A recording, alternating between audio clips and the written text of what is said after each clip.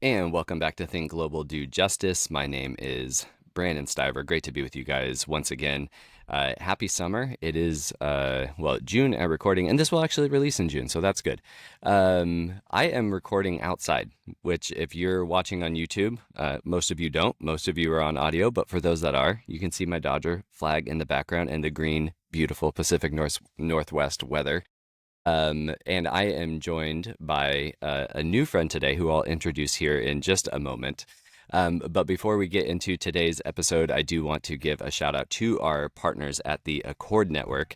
If you are not yet registered for the One Accord Conference, which will be happening in DC in October, it's a great time to jump in. If you use the code GLOBAL, when you check out, you will get a discount on your ticket. So definitely join us for the One Accord Conference in DC in October.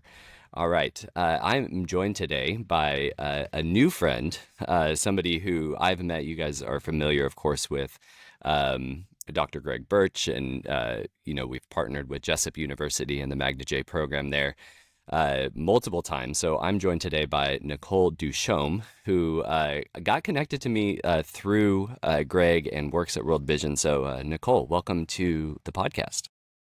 So very much. Happy to be here. Yeah, well, you have been working, at World Vision and just in international nonprofits for a while. I know we have a lot to learn from your work. Child sponsorships is something that we talk about, and obviously World Vision is just doing remarkable work throughout the world.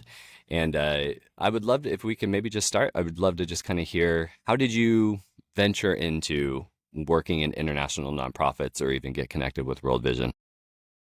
It's a long story, but we'll start. So I'm originally from upstate New York, and then I was raised in South Florida in the rural part near the Everglades. And my mom was overseeing the education of children of migrant farm workers. And so I lived in that world of just kind of bicultural reality for a while. And then my parents were both teachers. They wanted to provide the best for my sister and I, of course, and they read somewhere that Oregon wanted to be the top state in the nation for education. My dad called the only person he knew. Long story short, he was no longer in Oregon. He was then living in Brazil.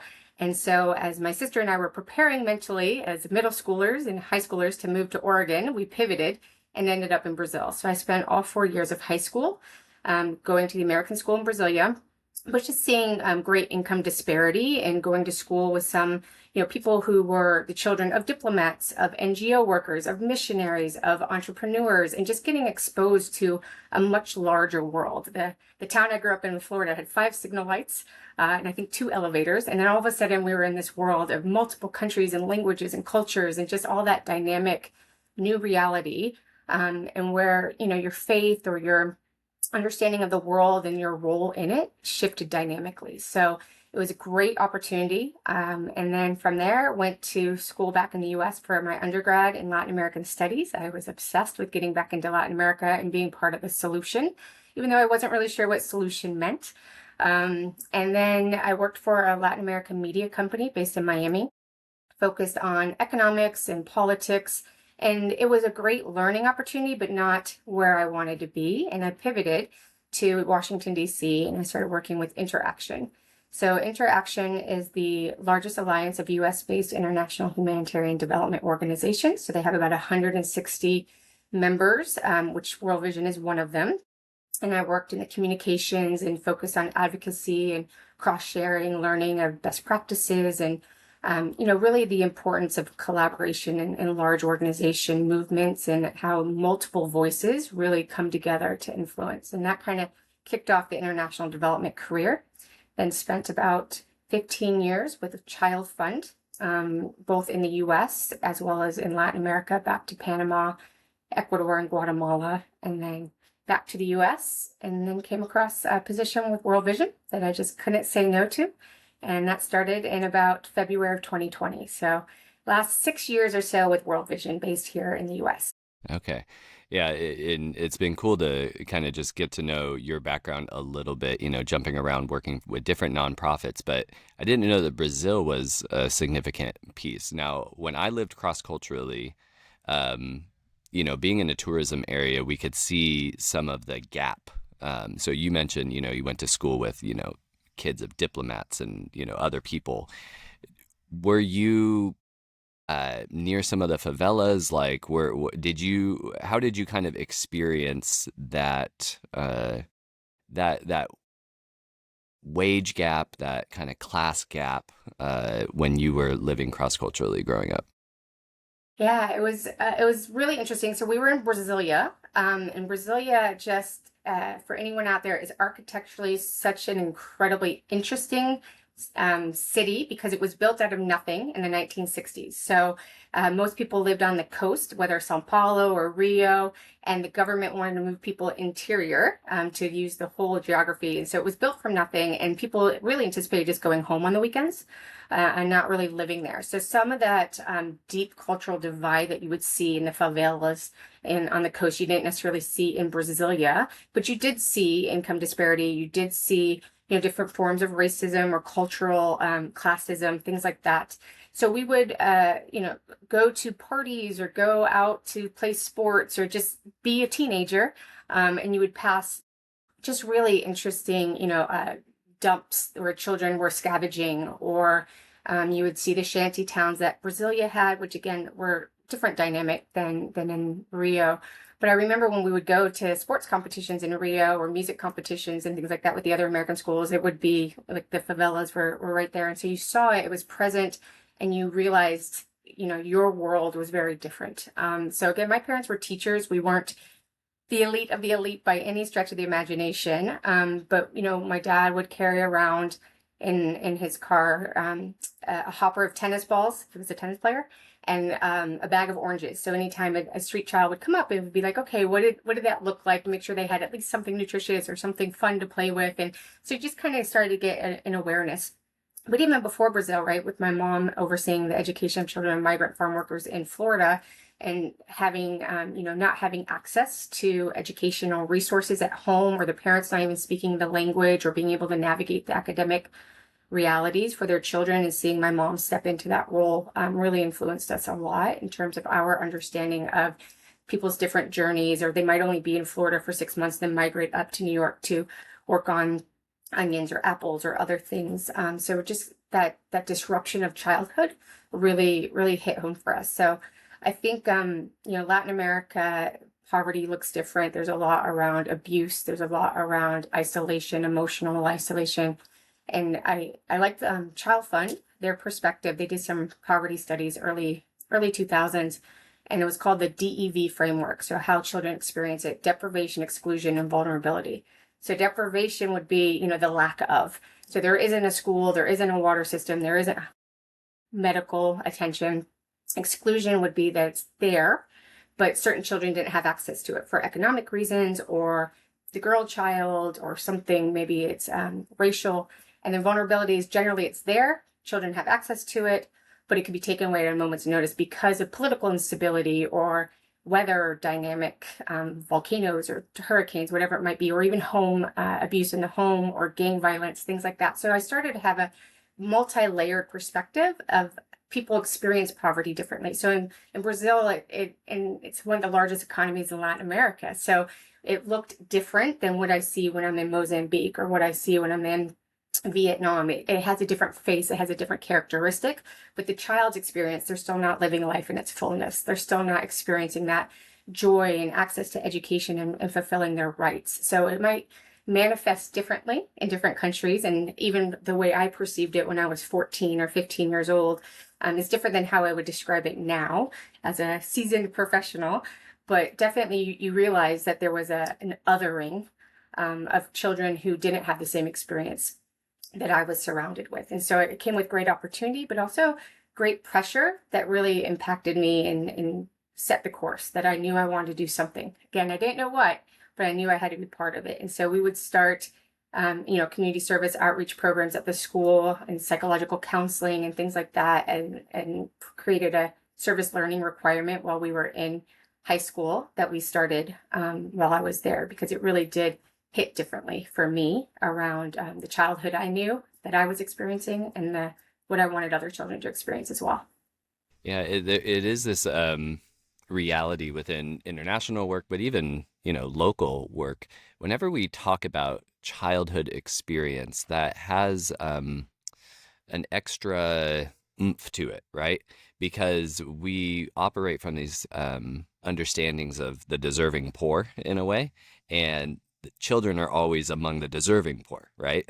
And I know, obviously, from my own work within, child welfare spaces, that's just something that's always so prevalent. There's a resonance when we talk about the vulnerability or the exploitation, the exclusion of children. So it's interesting to hear how meaningful that was for you, and then that DEV framework. I'm gonna have to look that up because that's interesting. When I've taught, whether it was at Multnomah or whether it's at Vanguard, when I teach on children at risk, we're going to the ACEs study, which is a helpful framework as well, but it is very much built from an American standpoint. Now, those things are traumatic for children as well, but as you alluded to, Brazil versus Mozambique, like there's going to be differences there, even more so with a study that's based in affluent San Diego, which the ACEs study originally was. So that's really interesting. You know, with that work that you were doing with Child Fund, and even now, you guys are obviously leading interventions, and for you working specifically within sponsorship programs at World Vision, you know, this is a common fundraising model in a way, and you've worked with a couple of these because you were doing similar type work at Child Fund. Did I understand that correctly? Yeah.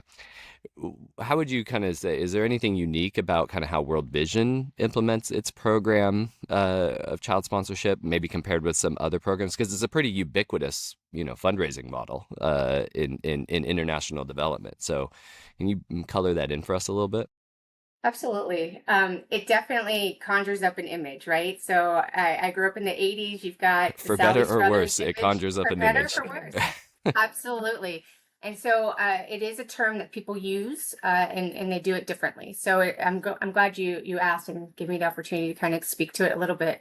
The way Child Fund does it and the way that World Vision are somewhat similar. The biggest difference really being the faith-based component. So Child Fund previously was Christian Children's Fund, and then changed some of their programming models and aspects, and kind of shifted into that non-sectarian space, non-faith-based organization. So they are both community-based. They are both looking at how do you look at the full ecology of the child? How do you look at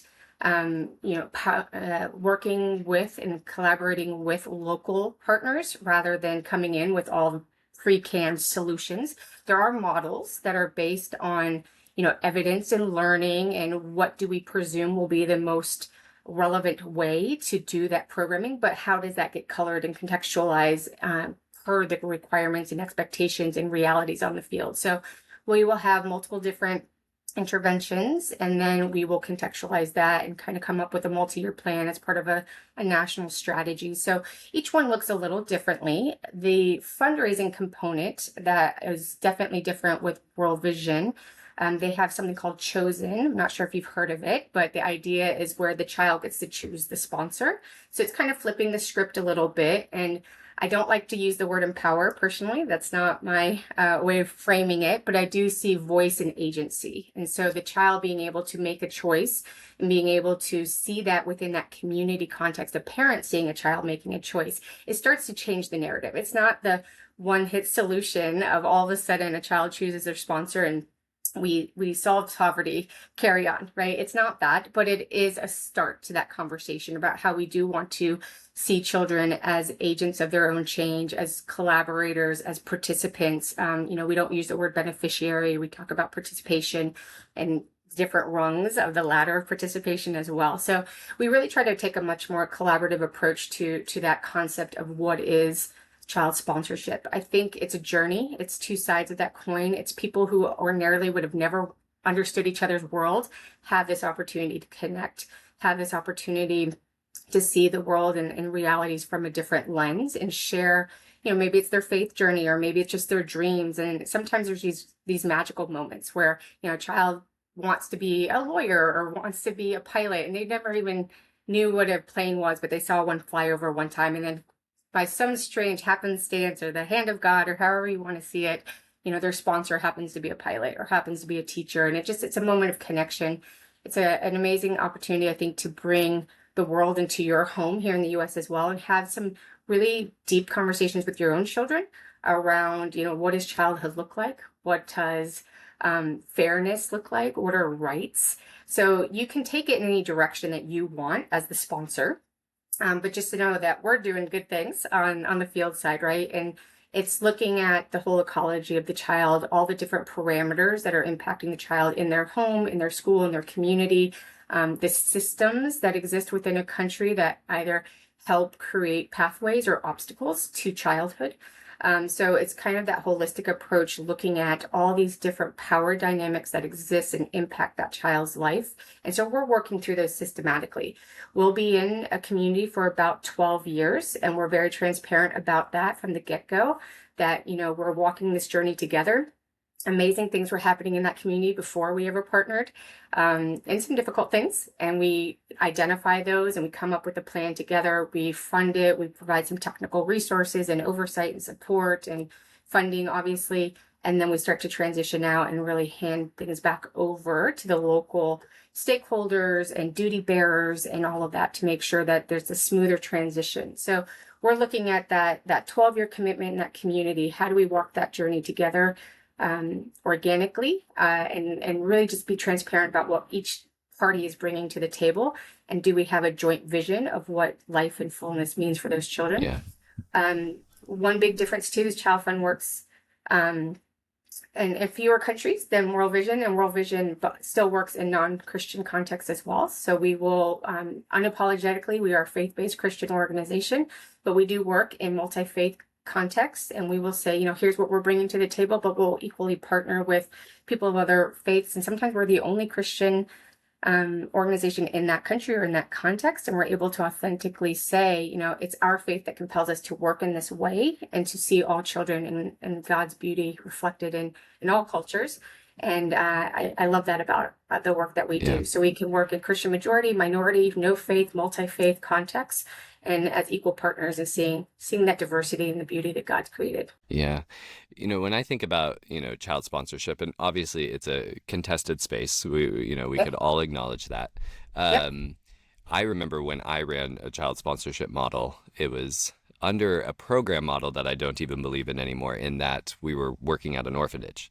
And in that scenario, it was, 100% just money's going to the general operations of the organization. And if we had one kid that was particularly cute or particularly appealing to a donor, that kid might have 5, 6, 7 sponsors, right? And those sponsors don't know each other. It's just kind of like, well, that's who they wanted to sponsor, so that's who we'll send them updates about. And then, of course, like the other half of the kids, they don't even have a single one, right? So it was just very kind of loosey-goosey. And then again, in that scenario, we were supporting a children's home, and that's not a good environment for any kid to grow up in. Kids need to be in families. So that was kind of like my introduction, and yet I was facilitating those sponsorships. For you guys, you talk about 12 years in a given community. You talk about it being an ecological approach, right? So we're really looking, I'm reminded of Yuri Brofenbrenner, ecological systems theory, just kind of like there's these different elements that have an effect on a kid's life, right? Their microsystem, the mesosystem, the macrosystem, etc. When you say, hey, we're investing in an ecological approach to programming, what does that mean? What does that look like for you guys? Like where are those investments going? What areas and so forth? Yeah, that's a great question. And I think, when you know better, you do better. So sponsorship has been around as a product probably 75, 80 years, and it has evolved with time, and different organizations have done different things, to your point, where it was center-based or orphanage-based, and then family-based, and then community-based, and some do church-based. Like, they all have different ways of doing it. For World Vision, we are child-focused, community-based, and then Christ-centered, right? So we have those 3 C's. And then we're looking at all those different broken relationships that exist within that child's ecosystem. So we probably, there's a lot of parallels with Bryant Myers' Walking with the Poor. He had a lot of Bryant experience with Myers World came Vision. out of World Vision. Came out of World Vision. There's a lot of documents out there in the readings, right, that are influenced or have influenced World Vision, vice versa, either way you look at it. But we are really looking at what's happening in that child's experience, from neonatal. How are you walking with that parent so they have the nutrition that she needs, the mother as she's um, pregnant with the child, and safe birthing and birth registration once the child comes, and early health and monitoring of the well-being and nutrition status and growth monitoring, and talking to parents about early stimulation of children and early education. And then you move into that educational space and literacy and numeracy and progressing with the child as they age, getting into more participatory approaches to leadership and life skills, and how are they walking their own spiritual journey, how are they understanding the family dynamics around positive parenting, or the relationship between the father and the mother within the larger family dynamics. And then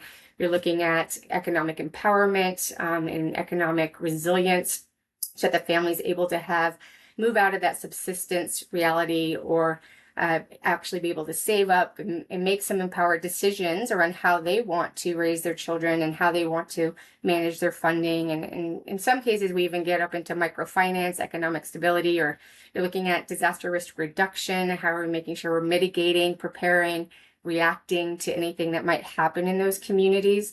Because we are working in some of the more vulnerable, right? So they're either ecologically vulnerable. We mentioned the shanty towns before in Brazil, like they're literally on the side of the hills. And so when there is torrential downpour and those mudslides, you're going to go right through there, right?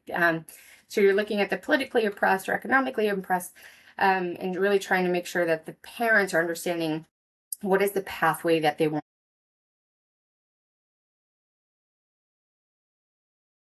coping mechanisms around how they want to raise their child. But to your point, the meso and micro, all that is also happening within a community. And how is the community understanding child well-being? And how is the church understanding that, right? So World Vision was incredibly impactful in the early 90s when the HIV/AIDS crisis was coming out, and a lot of the US Christians wanted nothing to do with it, right? That was God's punishment. And we really stepped in and made a name for ourselves in that space of saying, oh, these are God's children. These are God's people, and they're suffering in this way, and we're going to address it. So really coming up with speaking truth to power into what's impacting child well-being, and how do we start to move that dial, whether it's in the US perception or the church's role in those communities, talking to them about how do we understand the well-being of families and community, and speaking into that, and education systems and advocacy, and helping local families understand what they can hold their governments and their leaders accountable to, and how do they speak into, we want more teachers, or we want an improved water system, or we need whatever it might be that they have prioritized within their own community. So how are you building individual skills for families? How are you taking children on that journey as well, so that they're stepping into that agency, into their own future vision of what they want for themselves as they get into older and youth, and they're going to be the futures in those communities? And how are you addressing the systems, whether it's a system at a local village headman, or you're talking about systematic at a country level? How are we talking about children with disabilities? How are we talking about the girl child experience? How are we talking about the boy child? My thesis was actually on child herders in sub-Saharan Africa, and how perceptions of masculinity and your ability to provide for your family starts to rob you of your access to education and health as well. So we talk about boys and girls. We talk about Yeah. all of the realities that's impacting that whole child, all those broken systems with the self, with others, with creation. How are we using land? There's a famous saying that says, we didn't inherit the land, we borrowed it from our grandchildren. So we're borrowing it from the future, not just it was given to us. So how are we seeing that whole view of God's creation, and how children, families, communities are experiencing that? So World Vision is really strong in looking at that holistic, multi-sectoral interventions. And I think that's what I love about sponsorship. It is looking at health, child protection, education, water, sanitation, all in that same community Yeah. simultaneously. So there's sector experts, but we're trying to look at the whole sector. Yeah, I'd love that holistic approach to the programming. And One of the things that you alluded to there is just some of the historic work, look going back to the 90s and the AIDS epidemic and so forth that World Vision was a part of.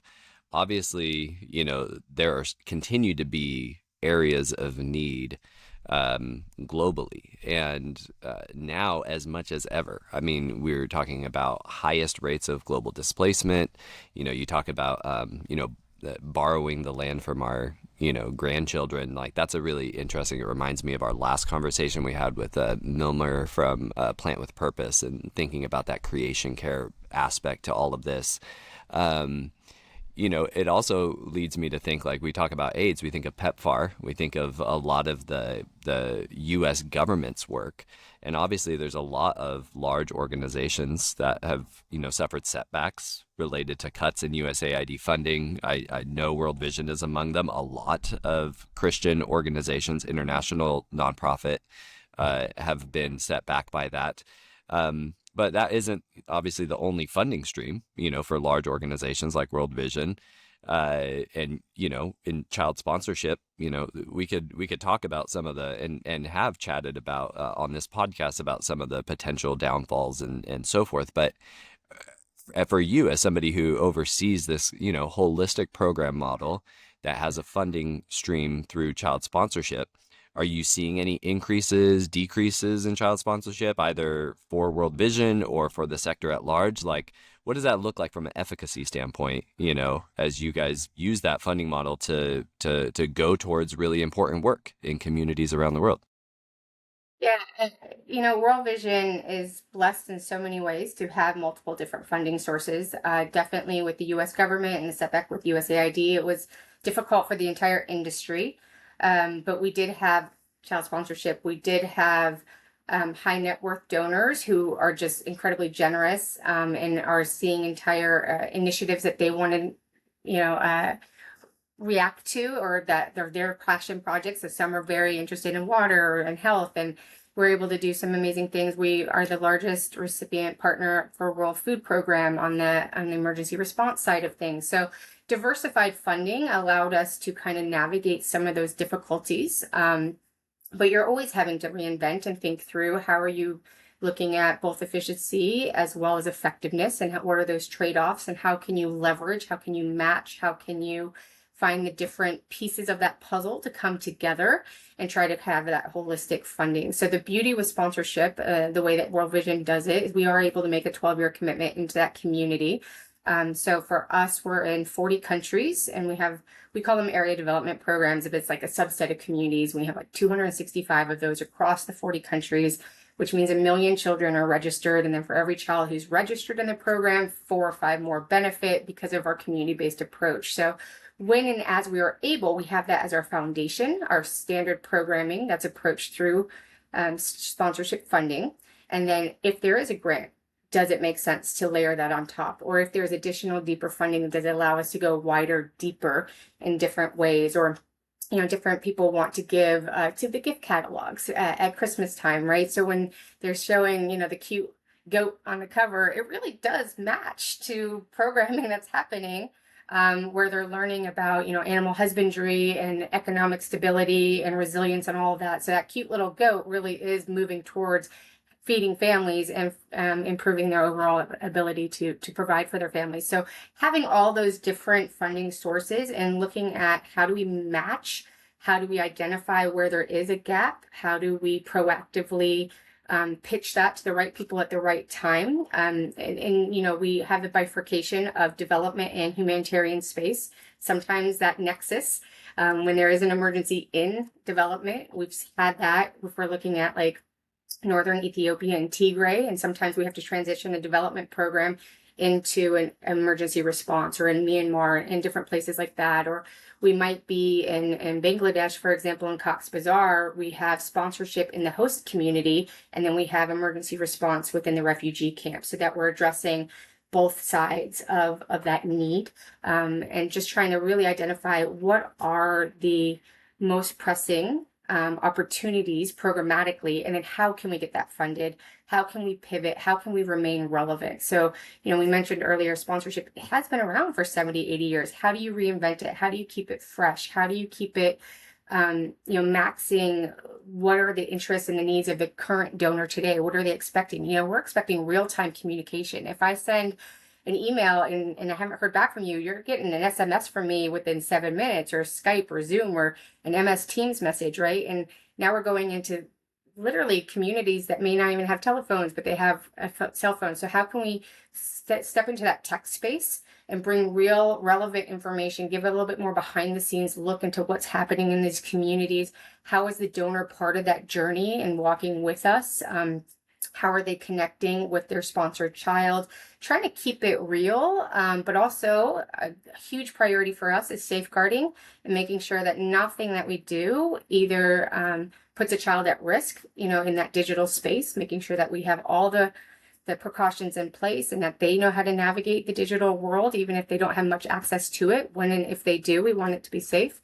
We want to make sure we always present children with dignity, and that we are honoring who God made them be, and in the community and the context they're in. So we always have to find that balance of how to be relevant and interesting and dynamic as the donor interests shift, while still safeguarding and protecting children and ensuring the impact that we know Yeah. programmatically is the direction we want to go. So holding that can be a trade-off, can be a Yeah. tension point, but Yeah. I'm proud of the work that we do in that space. Yeah, there's a lot of tension. It's a fine line to walk. And World Vision is an industry leader in a lot of these regards, and just such admirable work.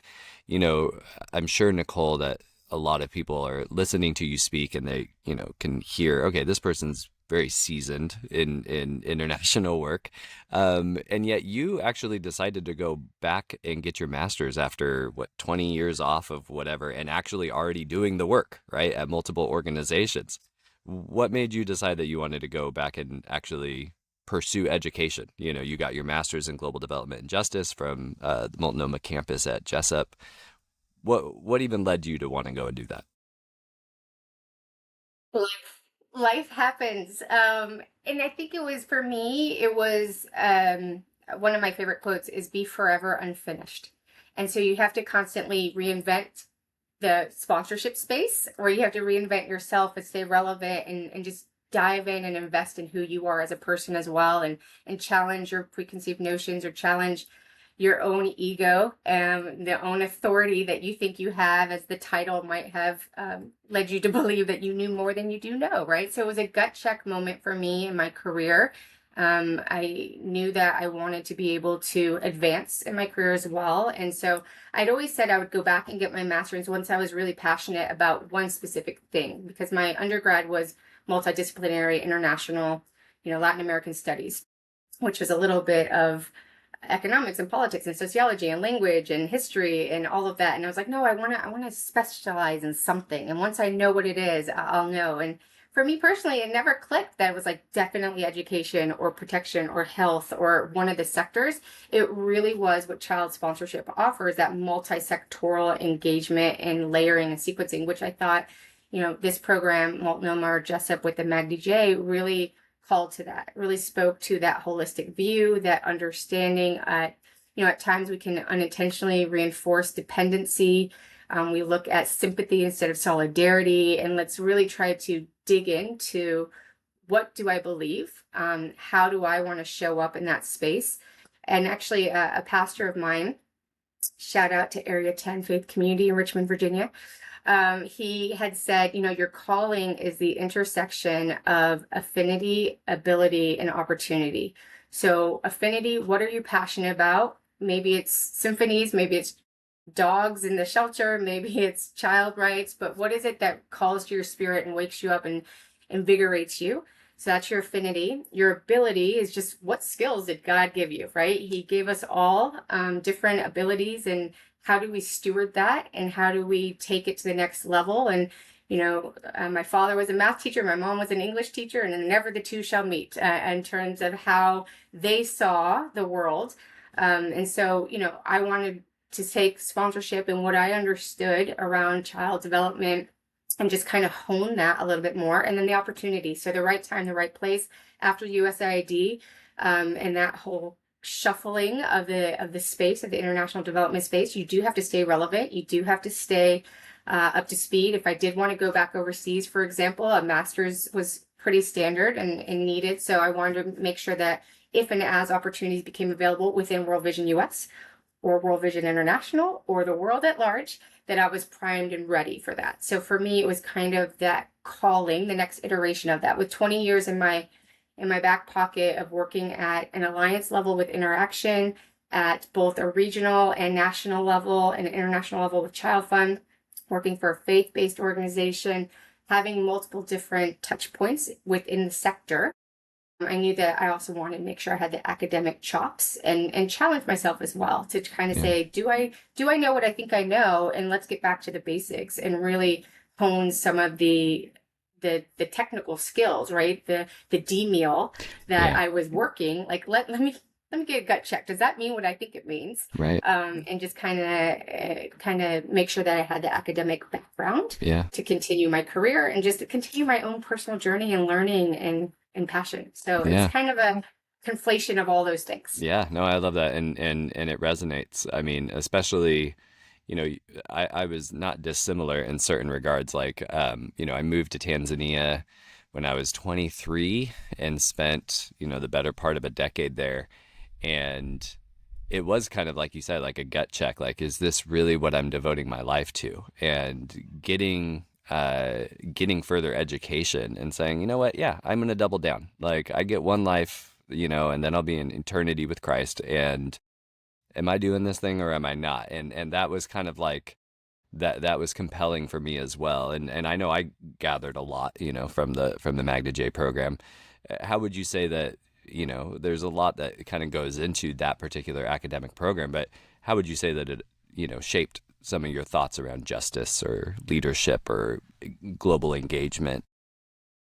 I think it affirmed so much Mm, in terms of the intersection of theology and belief systems and values and social transformation, combining that with technical solutions. Like, how are we doing it, but why are we doing it?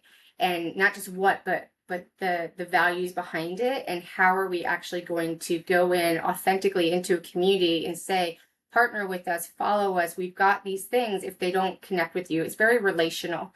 And so I think the MAG-DJ program, gave some of the very technical and some of the great opportunities to understand the history of things, and children in crisis, or looking at some of the more humanitarian space and laws, and some of those difficult ones, for me difficult. But it was also just an opportunity to collaborate with classmates as well and understand their backgrounds and what were they passionate about and how did they see the world, and kind of exchange. And the fact it was asynchronous, so I was able to keep traveling for my job and do my research, which, by the way, all of a sudden jumping back into like multiple hundreds of pages of reading was humbling. yeah, no kidding. And I even talked to Dr. Birch. I was like, I can't do it. I don't know. He's like, you can, just get your chops back, because it had been 20 years since I had read an academic book or written a paper. So it was get back in the rhythm of it, trust your gut, but also lean on the professors there are amazing with decades of experience. The other classmates were, again, super diverse. Some who were like me had been in the work for 20 years, and some that were just out of undergrad and opening and looking for a way, a foothold into the industry. And so to be able to kind of navigate between all the different perspectives and realities, it was a really rich program for that. And again, just invaluable to be able to combine values and faith and that vision of how you want to be in this space, Yeah. how you want to define your career. It was quite the blessing for me. I was intrigued earlier, having a focus myself on children at risk. You talked about the shepherd boys, the herders that were a part of your thesis.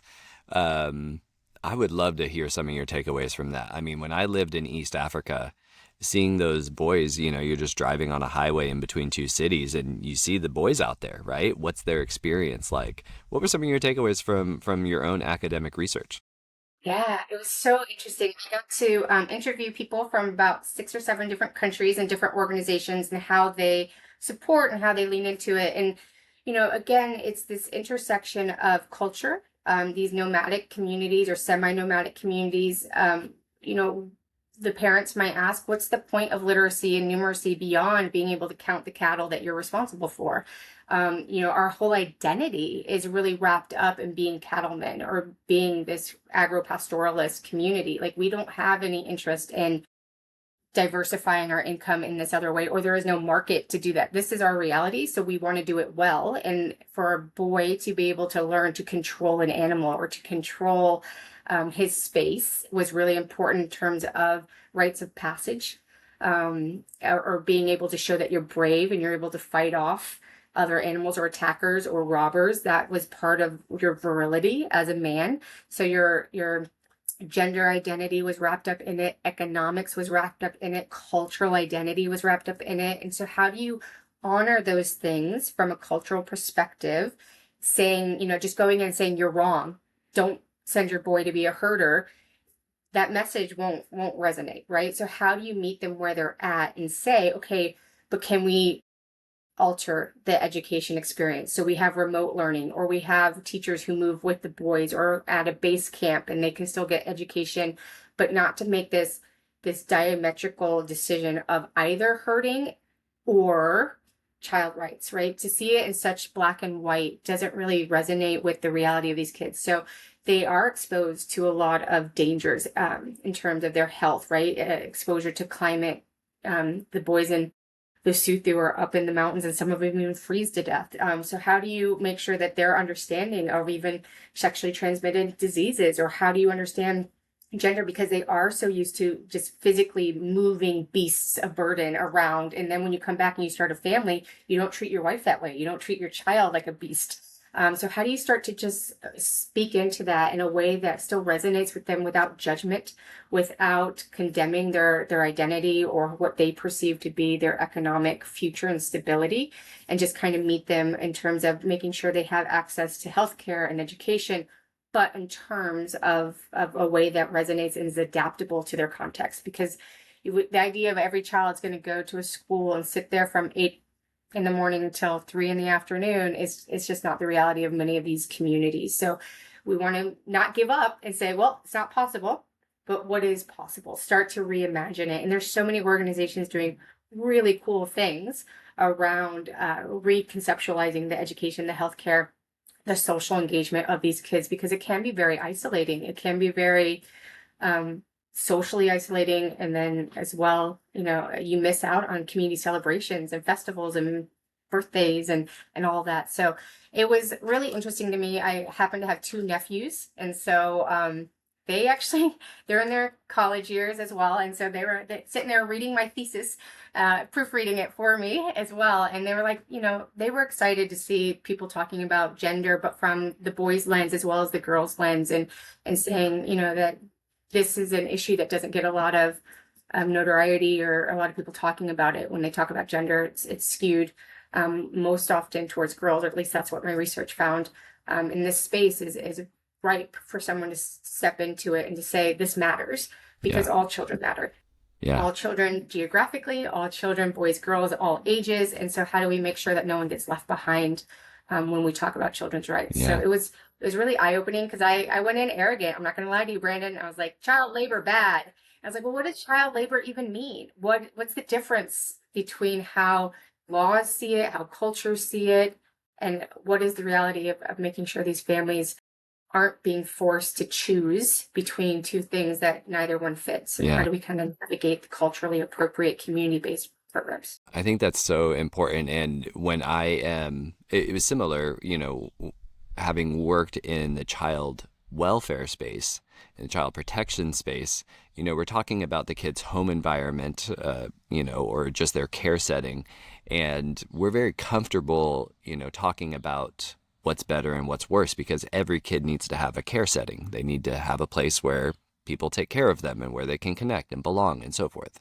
When we talked about kids' activities, it's very easy from a Western standpoint to come at it and just say, no, education, education, education. And you know what? A lot of those stats bear out. Like, the more we educate, like, that has a big effect. But it's not so cut and dry. And when we talk about different types of work, engendered work, like you're describing, it's not black and white, and there are so many layers. So I'm so appreciative of the research that you did, and sharing that with us, because it's one of the things that even when I teach, children's rights at Vanguard, it's something that we have to wrestle with. It's not just a cut and dry. We'll just get the kid out of work and put them in school, because the reality is a lot of these families and a lot of these communities, there is a reliance there. There is a cultural piece there, and yeah, I just so appreciate your insight on that. You know, given a lot of the work that you were doing in the Magna J program, and even the years that you spent in between, your studies. I mean, obviously, I'm a believer in the Magna J program. What did you kind of find that made this degree or learning experience kind of distinct in certain regards? Yeah, I think, again, that marriage of faith and technical. So it brings this idea of, what is justice? I think one of the first papers I had to write was around why suffering? Why does God allow it? And in my personal life, I actually, my mother passed at that same time. And so I was like studying suffering, right? Reading a book on suffering, and then I was experiencing it. And then I was also reflecting, like, okay, but the kids in our programs, this is a reality every day, different types of suffering, right? Even if we go back to Child Fund's DEV framework with deprivation, exclusion, and vulnerability, or we look at the multiple layers in the ecology of the child, and all the broken systems and relationships, and all of that, like suffering is part of the human experience. And so, why, and wrestle with that. And it's most academia, it's like rote memorization or get these statistics or show up in that space. But the Magna J really allowed you to pursue and question and wrestle and challenge, what is justice, and what is your role in that, with humility and faith and commitment to walking alongside people, and not coming in with your assumptions, or coming in with your canned response, right? This is the solution to everything. And so, it wasn't the first time I knew that. It was just the academic validation of that.